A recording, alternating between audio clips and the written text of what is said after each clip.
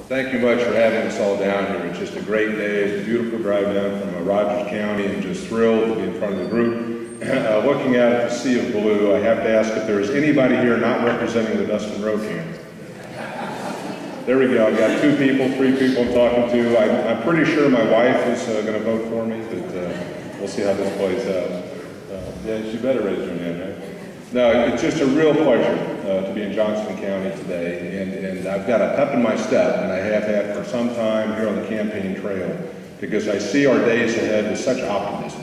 You're going to hear from all the candidates. I've heard all of us talk in various venues of the problems that are plaguing our country, whether it's debt or deficit or increasing government control over our lives, grabbing hold of the healthcare system, you name it. We all listen to the same news, we all read the same newspapers, we know the challenges that are facing this country. But in your experience, in your time in school, your life experiences you've gone through the years, when has America never stood up and took hold of a challenge and met that challenge?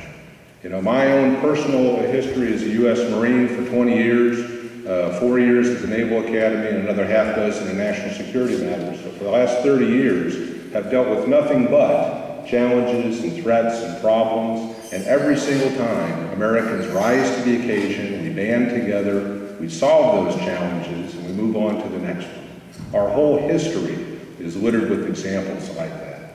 So I am just completely confident that we will solve these challenges as well, that the American people are going to rise up as they have over the last few years, has told our government that we're fed up with deficit spending, with unending debts, with increasing control over every aspect of our lives, and that we prize so richly the constitutional liberties and freedoms that our founding fathers guaranteed to us as a natural extension of what God himself had given to us.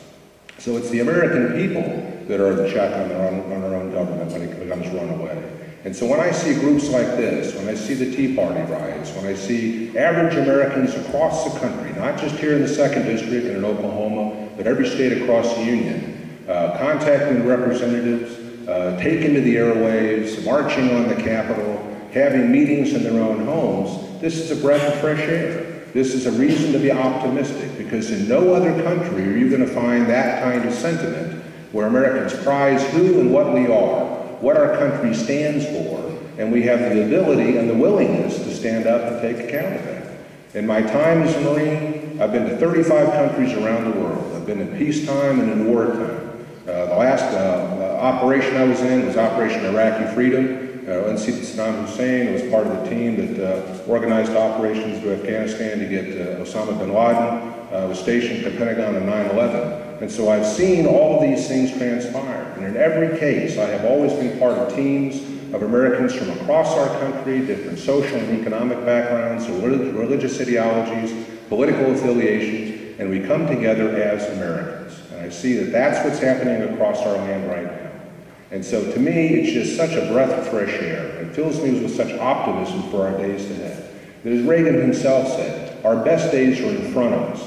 If we think that things can't change and that we have no control over our own government, that we can't vote people out of office with whom we disagree and we don't think are effectively representing us, if we think that every day forward is going to be filled with negativity and that there is no hope for the future, then what are we doing in this room? Why are we going to the polls to cast a vote? I mean, what's the whole point of representative democracy, right? But we don't believe that. We believe that we do have the power to make a difference and to affect a change. I know that's why each one of us are running for this position, to represent you in the halls of Congress. So to close out with this, I would ask that as we go through the questions, and if we truly believe that our country is at a pivotal moment in history, it's going to be incumbent upon the voter in this district to exercise their constitutional right and privilege to cast a vote for the person that they feel has the greatest experience and perspective and the ability to grapple with problems and to invent and come up with solutions and work with their fellow members in Congress to solve the problems that are before us. So if we're at a pivotal moment, this is a moment in time where learning curves we just can't take hold of, right? Discovery learning is not the point that we need to be grappling with. And I would just ask you to consider that as we go through the rest of the evening. So again, very optimistic. Thank you for addressing us, for having us here, and I look forward to answering your questions.